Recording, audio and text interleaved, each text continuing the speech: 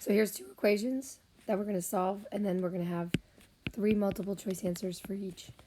So remember that we're going to follow our DCBA flowchart. And so on example A, I can begin by distributing to get 3x plus 6 equals 3x plus 6. There's no combining, so I can move on to balance. I'm going to balance my variables before my numbers. 6 equals 6.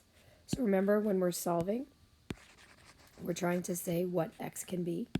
And so in this case, this doesn't say what x can be. It just says that 6 and 6 are equal. And so I have to interpret that solution. If it had said x equaled 6, which it doesn't, then x could be 6, but it doesn't say that. But since 6 and 6 are actually equal, that means that this equation is always going to be balanced, and so my answer is all real numbers. Also, if I look here, I can see that it's always going to be balanced. I have the same stuff on both sides, so it would balance itself out. On example B, I don't have any distributing or combining, so I can jump right to balancing. Minus 2x, and I get 7 equals 3.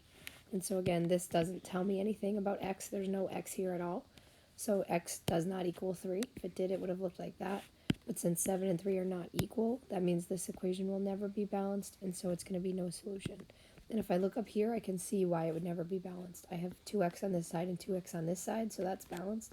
But on the left, I have 7, and on the right, I have 3. So it would never be balanced. This side is always going to be 4 higher than the right side.